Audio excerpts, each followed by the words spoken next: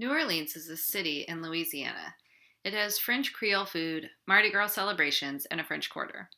Even the city's name is French. It comes from Philippe II, Duke of Orleans in France. The capital, Louisiana, Baton Rouge, is also a French name. It means red stick. Why does an American place have French names? Louisiana belonged to France until 1803.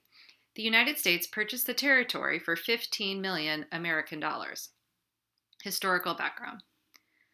The Louisiana Territory changed hands several times before the United States purchased it. In 1699, the Kingdom of France seized control and maintained possession until 1762. Then, France was defeated in the 7 Years' War. Spain took control of the land.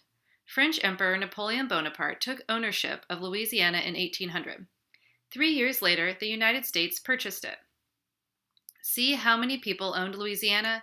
How did the United States make the Louisiana Purchase when others had failed to keep the territory? President Thomas Jefferson. Thomas Jefferson was president during the Louisiana Purchase. President Jefferson believed that westward expansion was the key to becoming a superpower. Following political defeats, the stubborn Napoleon allowed the United States to make the purchase.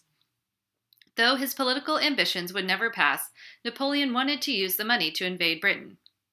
President Jefferson's negotiations with Napoleon met with hostility from the Federalist Party.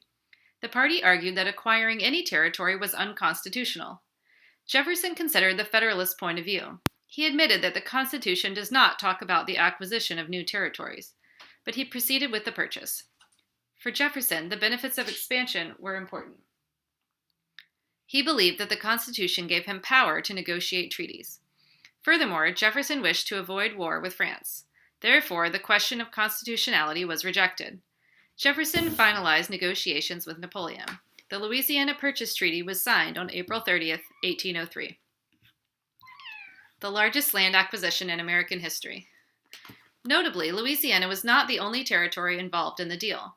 This makes the term Louisiana Purchase a misnomer. Instead, Louisiana was the bargaining chip that led to the United States doubling its land. In addition to Louisiana, the purchase included terrain stretching from the Mississippi River to the Rocky Mountains.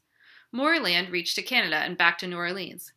With this enormous purchase, France was erased from the United States. France didn't own any more American land. The 600 million acre purchase resulted in the formation of 15 states. It is considered one of Jefferson's greatest accomplishments. The Louisiana Purchase and the gains along the Mississippi River enhanced trade for the United States. The great vision that Jefferson had for the United States was well underway. Aftermath of the purchase. The largest acquisition in American history came at a price. The event unleashed decades of unrest. To begin with, the ethnic groups, which included French, Mestizo, and Spanish, clashed after the Louisiana Purchase. Controversies over slavery contributed to tensions. In fact, laws in favor of slavery in Louisiana fueled the Civil War.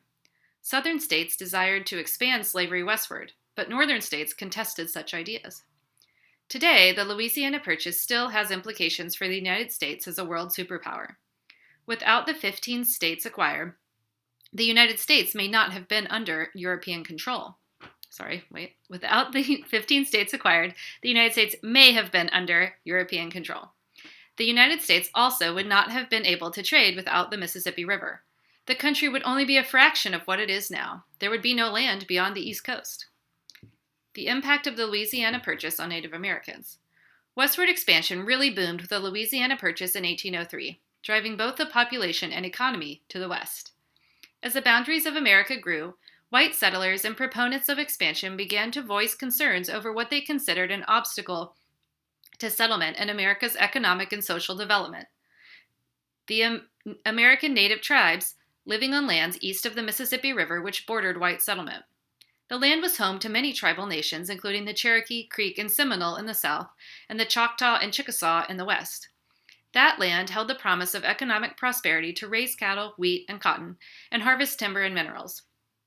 Eager to take possession of the land, the settlers began to pressure the federal government to acquire the lands from the Native American tribes.